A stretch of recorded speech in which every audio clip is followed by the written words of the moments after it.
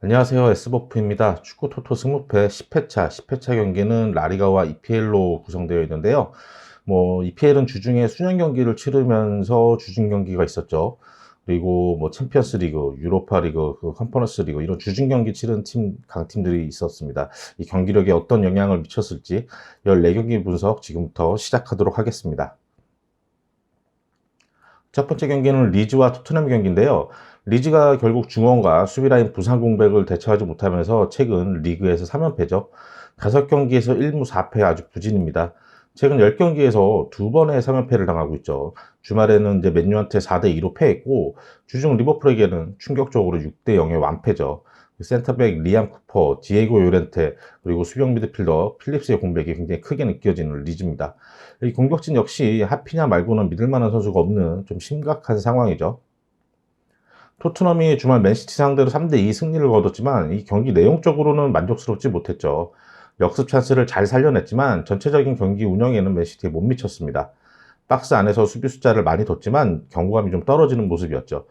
이어진 주중 번니와의 경기에서는 이 벤타쿠르가 부상을 당했고 공격적인 운영에도 불구하고 슈팅 정확도가 좀 떨어졌습니다. 이 손흥민과 케인의 호흡은 확실히 위협적이긴 했죠. 번니와의 경기에서는 전체적으로 좀 지친 모습도 보였죠. 세트피스 실점으로 최하위팀 번니에게 발목을 잡히고 말았죠. 리즈가 수비라인 부상자들로 좀처럼 정비가 되지 못하는 상황입니다. 토트넘 역시 벤타쿠르가 부상으로 빠지면서 중원 운영이 좀 어려워질 것으로 보이죠. 두 팀 모두 주중 경기까지 치르면서 체력적으로도 굉장히 힘든 상황이에요. 근데 아직 정비되지 않은 리즈의 수비 라인으로 이 토트넘 3톱 형태의 파상 공세를 받아내기 좀 힘들어 보이죠. 부상으로 힘든 두 팀이지만 토트넘의 창끝이 날카로운 만큼 승리가 확실시되죠. 리즈의 패 예상합니다. 두 번째 경기는 마요르카와 발렌시아 경기인데요. 마요르카가 주말 베티스에게 2대1로 패하면서 최근에 상승세가 좀 꺾였죠. 최근 카디스와 빌바오를 상대로 홈에서 공격적인 운영으로 연승을 거뒀었죠. 라치오에서 영입한 그 무리키가 합류하면서 확실히 공격력에 무게감이 실렸습니다. 무리키는 합류한 후에 리그 3경기에서 2골 1도움으로 활약이 아주 좋죠. 이 피지컬도 좋고 골문 앞에서 굉장히 적극적입니다. 베티스 원정에서는 중원에서 압박 능력이 떨어지면서 이 수비 라인과 간격이 벌어지면서 좀 위기가 많았었는데요. 무리키는 확실한 슈팅력으로 골대도 맞췄고 헤딩 동점골을 성공시키기도 했었죠. 발렌시아가 홈에서 바르셀로나에게 4대1로 크게 패했죠. 리그 2연패입니다. 브라이언 힐을 측면으로 배치하면서 이 빠른 공격 전개를 노렸는데 크로스를 중앙에서 받아내지 못했습니다. 수비적으로 내려섰는데 상대가 좌우로 크게 흔들어내면서 공략하자 이 수비 라인이 한쪽으로 쏠리면서 빈 공간을 많이 내주면서 무너졌습니다. 이 상대 침투 플레이에 전혀 대처를 못했었죠. 마요르카가 확실히 무리키 영입 후 공격력이 좋아졌습니다. 원체 측면에서 좋은 크로스를 올려줄 선수들이 있었던 만큼 마무리 지어줄 무리키의 합류가 이 경기력을 상승시키고 있죠. 발렌시아는 최근 수비 라인이 크게 흔들리고 있고 이 주전 골키퍼 실레센의 부상 공백도 있죠. 왼쪽 풀백 가야도 햄스트링 부상으로 결장이 예상되는 만큼 약간 수비 뒷라인의 붕괴가 좀 예상이 되죠. 최근 홈에서 기세가 좋은 마요르카의 승리가 예상이 되네요. 마요르카의 승 예상합니다. 세 번째 경기는 브렌트포드와 뉴캐슬 경기인데요. 브렌트포드가 아스날 원정에서도 패하면서 최근 리그 1무 6패 최악의 부진이죠. 전체적으로 상대에게 밀리는 경기였지만 수비할 때 박스 안에서 이 피지컬로 좀 부딪혀주면서 버텨냈고 제공권에서는 확실히 우위를 보였습니다. 수비수들이 강하게 버텨내자 이 아스날이 박스 안까지 들어오지 못하고 중거리 슛에 의존하는 모습을 보이기도 했죠. 후반 시작과 함께 상대 측면 공격수의 개인기에 수비수들이 무너지면서 좀 실점했고 확실히 발밑 수비가 약하다는 약점을 좀 보여줬죠. 역습 상황에서 추가골을 내주면서 패하고 말았습니다. 뉴캐슬이 웨스트햄 원정에서 예상외로 굉장히 좋은 경기력을 보이며 1대1 무승부를 거뒀죠. 최근 5경기에서 3승 2무로 확실히 경기력이 살아난 모습입니다.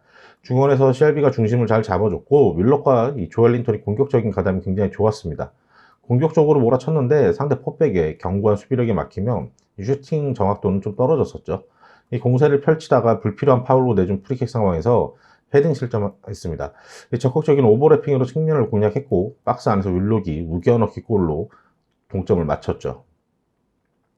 뉴캐슬 경기력이 확실히 좋아졌습니다. 이 웨스트햄 상대로 올 시즌 처음으로 점유율을 이긴 경기를 펼쳤고 전체적으로 선수들의 투지가 굉장히 좋아졌습니다. 부상자들이 많아서 공격이 정교함이 좀 떨어지는데 최근 부진에 빠진 브렌트포드 상대로도 충분히 우세한 경기를 가져갈 것 같네요.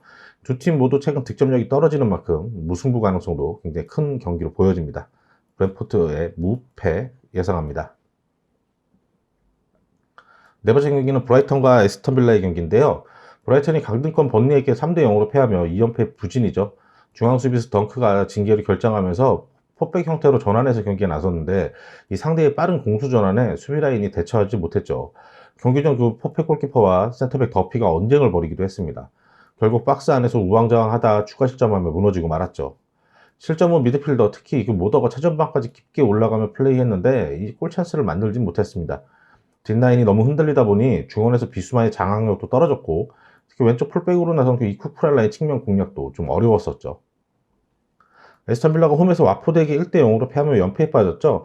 당초 뉴캐슬전 패배 후에 제라드 감독은 선발 명단의 변화를 예고했지만 와킨스 대신에 잉스가 나선 그 변화밖에 없었습니다. 그래도 자극받은 선수들의 경기력은 확실히 좋아진 모습이었어요. 수비적으로 나선 와포드 상대로 경기를 좀 지배했고 쿠티뉴의 공격 진영에서의 운영을 바탕으로 공세를 퍼부었는데 와포드의 밀집 수비를 넘어서지 못했습니다. 잉스가 완벽한 찬스를 좀 한 두 차례 살려내지 못하면서 무득점에 그쳤죠. 이 상대 측면 크로스에 에술리오 형이 박스 안에서 마크맨을 놓치며 실점하면서 패했습니다. 브라이턴이 덩크가 복귀하는 만큼 수비적으로 안정감은 다시 찾을 것으로 예상이 됩니다. 다만 최근 침체된 공격력이 해결될 기미가 안 보이죠. 에스턴이 최근 연패를 당하고 있지만 수비 밸런스 경기에 뛰어난 만큼 브라이턴이 득점하기 힘들어 보이네요. 대신 에스턴은 쿠티뉴 합류, 이 부행대의 플레이도 좋아지고 있고 공격적인 운영 능력이 앞서는 만큼 연패를 벗어날 수 있을 것으로 기대가 되죠. 에스턴의 공격력이 앞서 있긴 하지만 브라이턴도 수비 라인이 정비되는 만큼 무승부 가능성도 보이네요. 브라이턴의 무패 예상합니다. 다섯 번째 경기는 크리스탈과 번리의 경기인데요. 크리스탈이 와포드 상대로 4대1 대승 거두며 최근 리그 부진에서 벗어났죠. 리그 7경기 만에 승리였습니다. 쓰리톱이 활발하게 움직였고 이 갤러의 침투 플레이도 자주 나왔습니다. 팀이 상승세를 탈 때 나오던 공격 패턴들이 많이 나왔죠. 갤러도 박스 안에서 측면 크로스를 받아서 트래핑 후에 골을 터뜨리기도 했죠. 한 달여 만에 골맛을 봤습니다. 선제골 기록한 마테타도 확실히 최전방 원톱으로 이 제목을 다 해줬죠. 제공권도 좋고 이 피지컬을 앞세운 버티는 능력도 좋았습니다. 자아도 오랜만에 멀티골 기록했죠. 특히 박스 왼쪽에서 시도하는 오른발 가마차기 슛은 굉장히 위협적입니다. 버니가 브라이튼 토트넘 상대로 승리하며 시즌 첫 연승을 성공했죠. 브라이튼 원정에서 베로스트가 드디어 EPL 데뷔골을 성공하기도 했습니다. 경기 주도권은 내줬지만 수비에서 공격으로 전환할 때 간결한 패스 전개가 이어졌죠. 오른쪽 측면에서 레논의 플레이가 굉장히 좋았습니다. 베로스트, 코르넷, 투톱의 조화가 좋았죠. 이 토트넘 상대로는 코르넷이 부상으로 빠지며 로드리게스가 나섰는데 침투 플레이가 굉장히 좋았어요. 수비의 집중력도 좋았고 세트피스에서 센터백 벤미의 골로 승리를 할 수 있었죠. 크리스탈이 확실히 경기력이 올라온 모습입니다. 마테타가 나서면서 최전방에 무게감이 생겼고 자아의 연계 플레이와 갤러의 공격적인 가담이 다시 살아나는 모습을 보여줬죠. 번니는 베로스트 합류 이성 공격수들의 침투도 좋아지고 있고 경기력도 올라왔는데 이 코르넷과 센터백 타코스키가 부상으로 정상 컨디션이 아니라고 하네요. 100% 경기력을 발휘하기 힘들 것으로 보입니다. 중원에서 우세한 경기를 가져갈 크리스탈이 승리할 수 있을 경기로 보여지네요. 크리스탈의 승 예상합니다. 여섯 번째 경기는 맨유와 와포드의 경기인데요. 맨유가 최근 브라이튼 리즈 상대로 연승 거두면서 경기력이 좀 살아난 모습을 보였죠. 리즈 상대로는 코너킥 상황에서 맥과이어 헤딩골로 앞서갔고 이 전반 추가 시간 페르난도스가 침투하며 헤딩 추가골을 기록을 했죠. 이날 비가 좀 많이 내렸는데 후반 그라운드에 물이 고이면서 좀 어려운 경기를 했습니다. 이 상대 크로스가 슈터링이 되면서 불운한 실점이 있었고 빌드업하다 이 물에 고이는 데 걸리면서 볼 빼앗기며 동점골도 내줬죠. 후반 교체 투입된 프레도와 엘랑가의 골로 승리할 수는 있었습니다. 챔스 에이티 마드리드 원정은 공격적으로 나선 상대 공세에 선제 헤딩골 내주면서 끌려갔었죠. 후반 막판 엘랑가의 동점골로 간신히 1대1 무승부로 마쳤습니다. 와포드가 주말 에스턴 빌라 원정에서 12경기 만에 승리를 거뒀지만 주중 크리스탈과의 경기에서는 다시 1대4로 크게 패했죠. 에스턴 원정에서는 수비적으로 꽉 틀어 막은 뒤 사르와 데니스의 역습으로 상대를 괴롭혔습니다.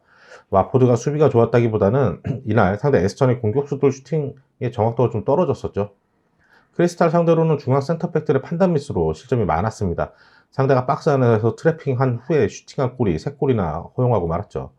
오른쪽 측면 미드필더 시스코는 에스턴 원정에서 어시스트에 이어 크리스탈전에서는 헤딩골을 기록하면서 최근 폼이 좋은 모습을 보여줬죠.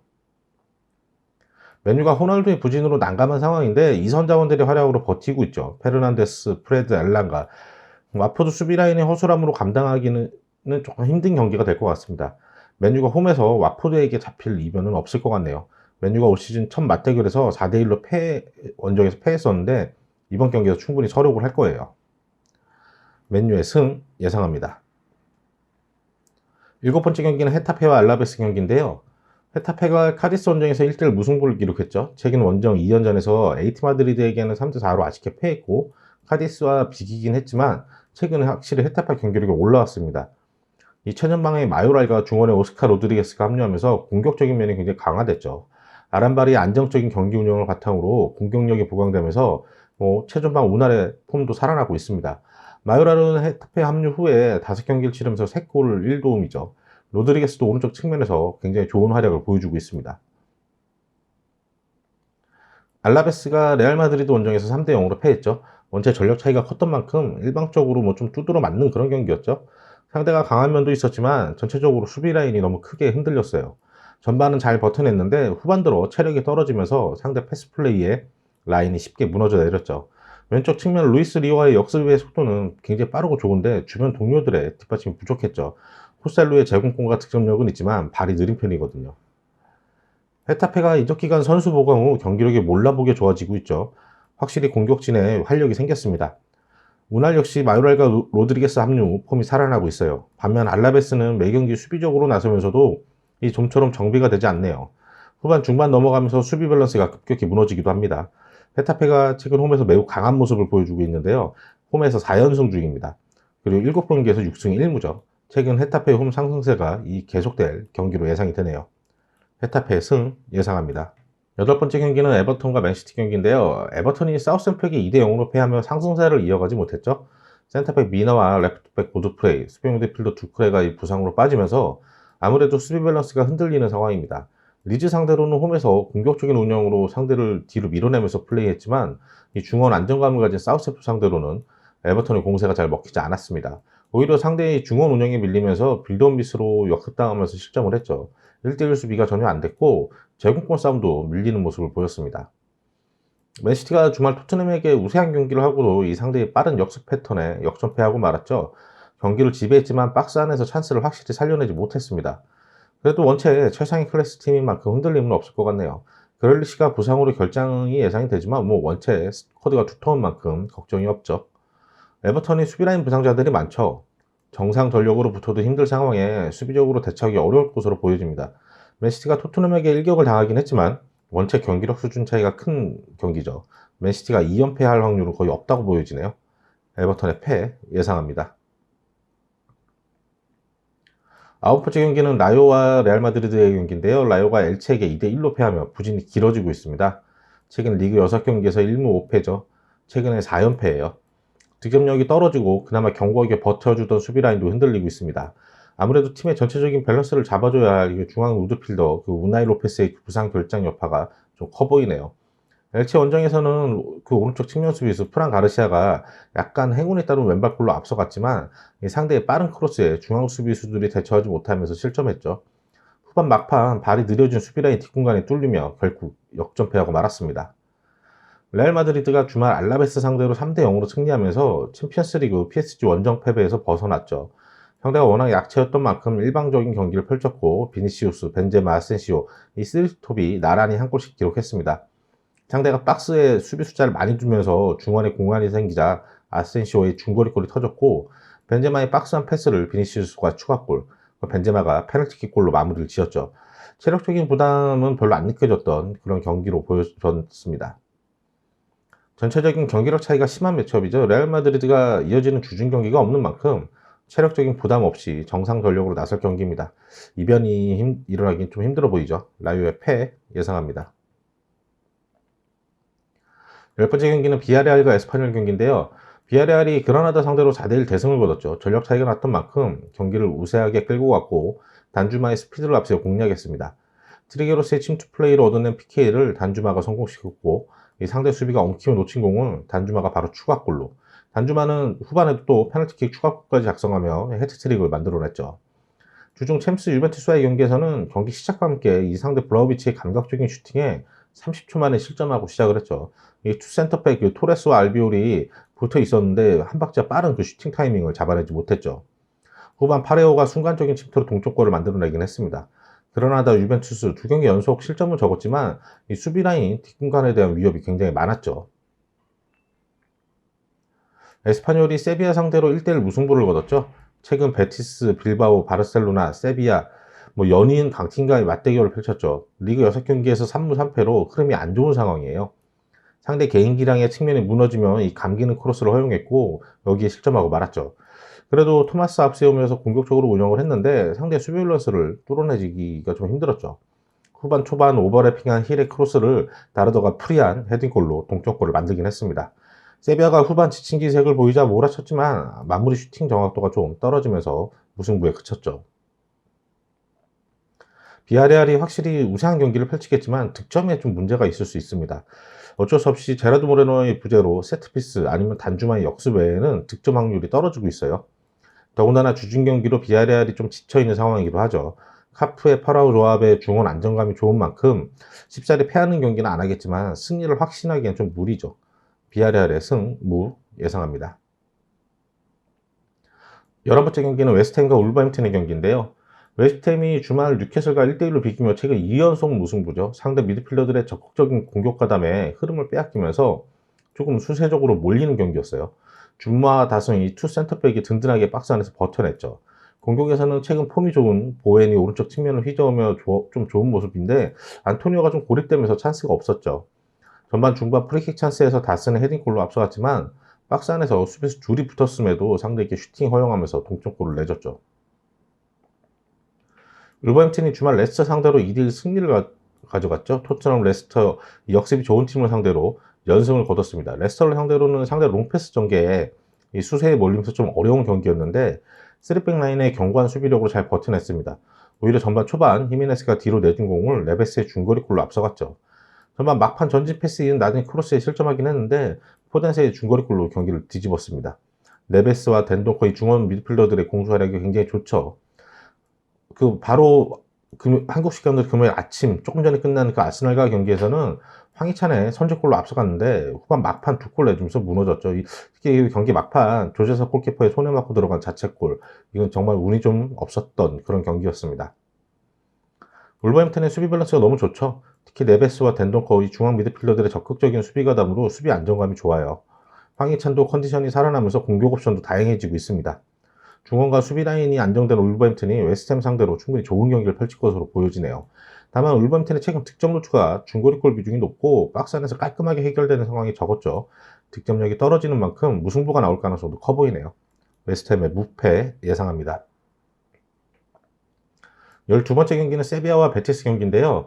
세비야가 에스파뇰과 원정에서 1대1로 비겼죠. 주중 유로파 경기를 치른 여파 때문인지 전체적으로 선수들의 몸놀림이 좀 무거웠습니다. 전반 초반 마샬이 부상으로 교체됐고 후반 중반 쿤데가 퇴장당하는 변수까지 생겼죠. 레킥이 부상으로 빠진 상황에서 이 쿤데의 결장은 수비 라인의 큰 위기죠. 마샬 대신 들어온 파프 고메즈의 감기는 크로스를 미르가 절묘하게 차 넣으면서 한 골 앞서 나가긴 했죠. 후반 초반 상대 오버래핑 크로스 상황에서 헤딩 실점을 하며 비기고 말았습니다. 유로파리그 자그레브 원정에서는 경기 주도권을 잡고도 결국 골 결정력 부족으로 1대0으로 패했습니다. 그래도 8강 진출에 성공한 상황이죠. 베티스가 주말 마요르카 홈경기에서 2대1로 승리했죠. 전력에서 우세했던 만큼 전체적으로 경기를 좀 지배했습니다. 중원에서 카르발료의 경기 운영이 좋았죠. 페키르, 카날레스 이런 이선 자원들의 개인 기량을 앞세워 이 공격 진영에서 시간을 많이 보냈습니다. 결국 카날레스 왼발 크로스를 모레노가 오버래핑하며 헤딩골, 후반 중반 헤딩 실점이 있었지만 PK 결승골로 승리를 했죠. 유로파리그 경기에서는 제네치 상대로 안정적인 운영 끝에 0대0 무승부로 끝내며 8강 진출에 성공했죠. 두 팀 모두 유로파 주중 경기를 치르느라 체력적인 소모가 큰 상황이죠. 그나마 베티스는 홈 경기로 치렀던 만큼 살짝 유리하다고 볼 수 있죠. 여기에 세비야는 리그 경기에 쿤데가 징계로 나서지 못합니다. 전문 중앙 수비수 자원이 카를로스 한 명뿐이죠. 레킥의 부상 복귀에도 시간이 필요해요. 수비 라인에 균열이 생긴 세비야가 이 홈에서 베티스 상대로 승리를 가져가기 좀 힘든 상황이죠. 이선 자원들의 속도감 있는 전개로 베티스가 확실히 우세한 경기입니다. 세비야의 패 예상합니다. 13번째 경기는 소시에다와 오사수나의 경기인데요. 소시에다가 빌바오 원정에서 4대0으로 크게 패했죠. 경기 초반 다비드 실바의 운영을 앞세워서 공격적으로 올라섰는데 소로스의 이 슈팅 정확도가 너무 떨어졌죠. 오히려 빌바오의 반격에 크게 휘둘렸습니다. 전반 중반 페널티킥 내준 것은 레미로 골키퍼가 막아냈는데 이 후반 중반 이후 체력이 떨어지며 무너지고 말았죠. 코너킥 상황에서 상대 수비수의 헤딩 실점을 했고 4분 만에 이어진 코너킥에 또 추가 실점하고 말았죠. 집중력이 떨어지면서 두 골 더 내주며 무너졌습니다. 유로파리그 그 라이프치히와의 홈경기에서도 1대3으로 패하며 탈락하고 말았죠. 오사수나가 에이티 마드리드 상대로 3대0으로 패했죠. 최근 세비야와 비기고 라이오 상대로 승리하면서 좀 경기력이 올라왔지만 에이티 마드리드의 효율 축구에 무너졌습니다. 점유율을 높게 가져가고 14개의 슈팅을 시도할 정도로 경기 내내 우세하게 끌고 갔는데 이 결정력 차이에서 무너졌네요. 경기 초반 코너킥 상황에서 골키퍼의 펀칭 미스로 실점했죠. 그 실점 후 측면을 공략하며 공격적으로 나섰는데 마무리해줄 공격수가 없었습니다. 올 시즌 부디미르의 부진이 너무 깊죠. 후반 골키퍼가 골문을 비우고 올라와 있다 수아레즈에게 장거리 골을 내주기도 했습니다. 객관적인 전력에서 소시에다의 전력이 앞서 있지만 이 유로파리그 병행하며 확실히 후반 체력 저하를 보여주고 있죠. 오야르자발과 다비드 실바의 경기력으로 경기를 주도할 것으로는 예상이 되고 홈 경기인 만큼 쉽게 무너지지 않겠지만 이 후반 막판 오사수나의 역습에 일격을 당할 수도 있을 것 같네요. 경기 승패가 갈릴 것 같습니다. 소시에다의 승패 예상합니다. 마지막 경기는 바르셀로나와 빌바오의 경기인데요. 바르셀로나가 리그 발렌시아 원정에서 4대1로 크게 승리했죠. 오바메양이 해트트릭을 성공하면서 확실한 존재감을 뽐냈고 점유율을 높게 가져가며 플레이했고 상대가 라인을 내리며 수비적으로 나서자 좌우를 크게 흔들며 공략을 했죠. 확실히 공격 진행의 옵션이 다양해진 경기력을 보여줬습니다. 가비와 페드리 이런 어린 미드필더들도 부상 복귀 후 출전 시간 늘려가며 경기력이 올라오고 있습니다. 유로파리그 라치오 원정에서도 4대2로 승리하며 8강 진출에 성공했죠. 빌바오가 홈에서 소시에다 상대로 4대0 완승을 거뒀죠. 경기 초반 소시에다의 패스 플레이에 흔들렸는데 원체 수비 조직력이 좋은 만큼 잘 버텨냈습니다. 전반 중반 이후 공격적으로 라인을 올리며 페널티킥을 얻어냈지만 무니아인의 킥이 막히고 말았죠. 지속적으로 공세를 펼치다 후반 중반 이후 몰아쳤습니다. 코너킥 상황에서 센터백 비비안의 헤딩골을 시작으로 다시 한번 코너킥 상황에서 추가골까지 나왔죠. 이어 기세가 꺾인 소시에다 상대로 후반 막판 2골을 추가하며 완승을 거뒀습니다. 최근 공격력이 살아나기 시작한 바르셀로나가 홈 경기인 만큼 확실히 우세하게 가져갈 수 있죠. 바르셀로나가 최근 2-3주 사이 경기력이 굉장히 좋아졌습니다. 다만 주중 라치오 원정 경기를 치르며 체력적인 어려움은 있을 거예요. 여기에 빌바오의 수비 밸런스가 워낙 좋은 만큼 무승부 가능성도 커 보입니다. 바르셀로나의 승무 예상합니다. 10회차 20패 14경기 최종 픽 한번 확인해 보겠습니다. 첫 번째 경기는 리즈의 패, 두 번째 경기 마요르카의 승, 세 번째 브렌트퍼의 무패, 네 번째 브라이턴의 무패, 다섯 번째 경기 크리스탈의 승, 여섯 번째 맨유 승, 일곱 번째 경기 헤타페의 승, 여덟 번째 에버턴의 패, 아홉 번째 경기 라이오의 패, 열 번째 경기는 비아레알의 승무, 11번째 경기 웨스트햄의 무패, 12번째 경기는 세비야의 패, 13번째 경기 소시에다의 승패, 14번째 경기는 바르셀로나의 승무. 이상으로 10회차 분석 마치도록 하겠고요. 저희는 다음 회차 분석 영상으로 또 찾아뵙도록 하겠습니다.